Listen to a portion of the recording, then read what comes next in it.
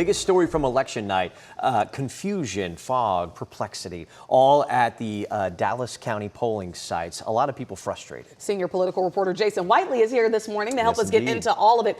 You know, Jason, this is one of those things that we didn't really forecast going into this primary election. Yeah, the Dallas County Democratic Party knew this was going to be an issue, didn't think it would be as big as it was. But let's start with the headlines here. There are 5 incumbents in Texas, names you likely know, that did not win their primaries last night. Starting in Houston, Republican Dan Crenshaw, a congressman who is a veteran Republican down there, did not win. Instead, he lost to Steve Toth, a state senator down there. Republican Ag Commissioner Sid Miller, the incumbent, he lost his race. Kelly Hancock, the acting comptroller, lost to Don Huffines. State Rep Chris Turner, this was a surprise. In Grand Prairie, Tarrant County, he was the former caucus chairman for Democrats in the Texas House of Representatives. He too lost.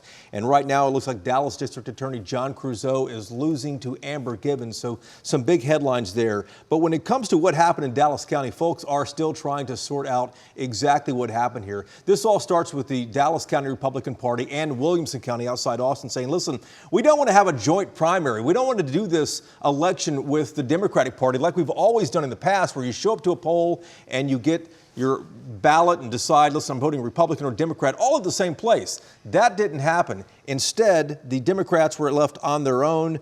It led to a lot of confusion. Matt and Dia were talking about at 6 o'clock yesterday. Colin Allred decides this is pretty bad. People can't vote. He goes to get a court order extending the polls till 9 o'clock.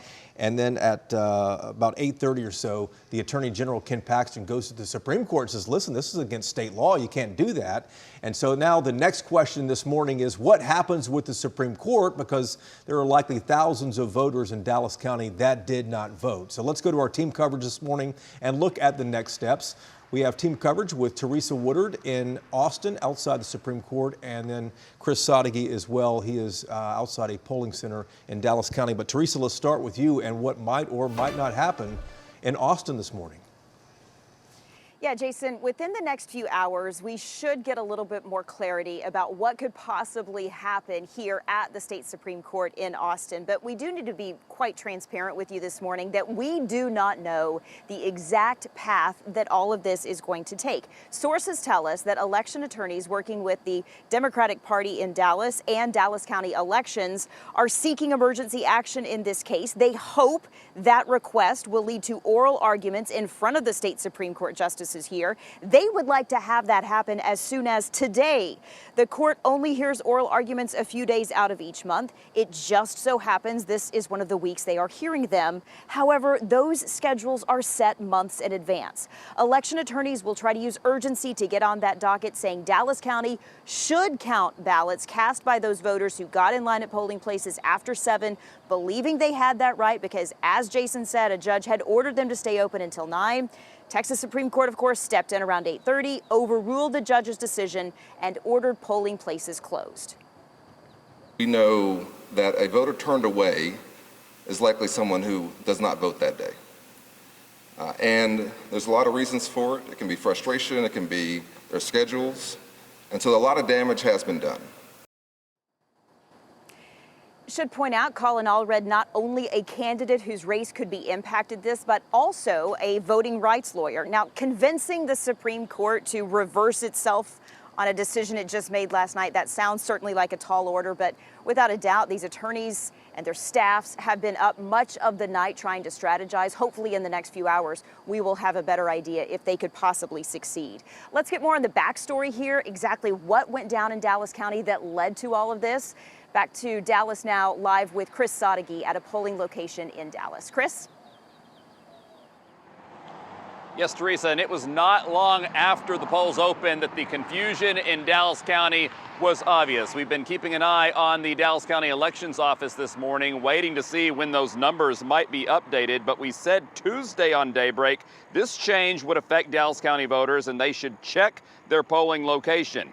At the polls, we talked to people walking away frustrated that showed up to that polling location where they say they always vote. In some cases, they say it's the closest one to their home, yet they were told it was not their designated place. An election judge I talked to said the worry was frustrated people would just decide not to vote if they had to travel to another poll. One man we spoke with last night said it should not be this hard to take part in elections. I wanted to be known.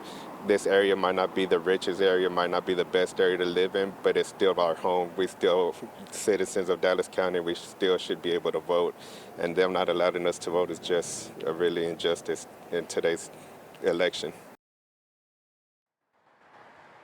And again, this was a change in Dallas County. Jason, I know you mentioned the difference in the joint primaries we've seen in the past. We'll be waiting on the updated numbers and also what fallout could affect primaries like this in the future. I'll send it back to you, Jason, Matt, and Dia. All right, Chris, thank you. You know, Jason, I think the question a lot of people have on their minds this morning is, well, what is this going to mean for the runoffs? Are we going to have the same kind of issues? And then is this going to affect the vote, the actual general primary election coming up in November? Yeah, the general election it will not affect, but here's the bottom line from everyone I'm talking to.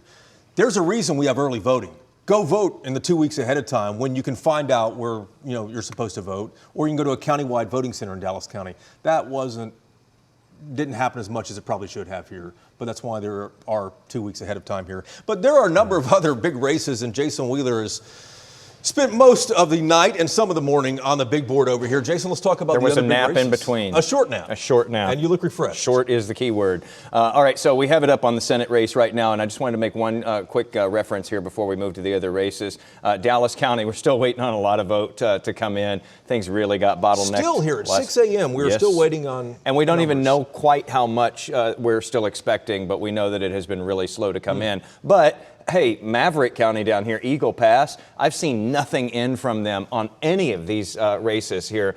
So something is going on in Eagle Pass, and that's not a small number of votes. So that remains to be seen. We're going to have to check in on that today. Let's move down some of these other races here. Attorney General, a lot of people have been watching this one. We're going to have our first new Attorney General here in Texas in more than a decade, since Ken Paxton is leaving that office to go into the runoff now for U.S. Senate.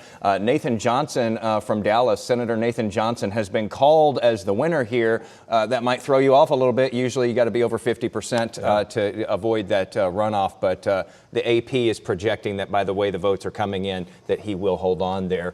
The Attorney General on the other side, the race is set. Mays, Middleton, Chip Roy will go to a runoff there. You were talking about this. This is one of those seismic things. It wasn't great to be an incumbent in Texas last night. Sid Miller finding that out at the Agriculture Commission. Comptroller Don Huffines, as you mentioned, already called for that one. That race is set. Sarah Eckhart on the Democratic side. We covered this briefly. Colin Allred and Julie Johnson will go to a runoff in May for District 33. Just so many things have been figured out now. We just still have a few question marks in a few of these places where the vote has been slow to come in. And State House District 98, before we let people go here in this first Still not hit. called. This is still not called. This one is parts of Tarrant County, Armin Mazzani versus Fred Tate. If you guys have been watching the TV at all, there's plenty of ads on this race right here. And this one not called, but Armin Mazzani is over the 50% mark at this point. Still about 22% of the expected vote left to come in on that one. All right, guys, a number of more races. We'll get those looked at here and back to you at the bottom of the hour. All right, both of the Jasons smiling at the camera for Daybreak. We sure appreciate you fellas being here.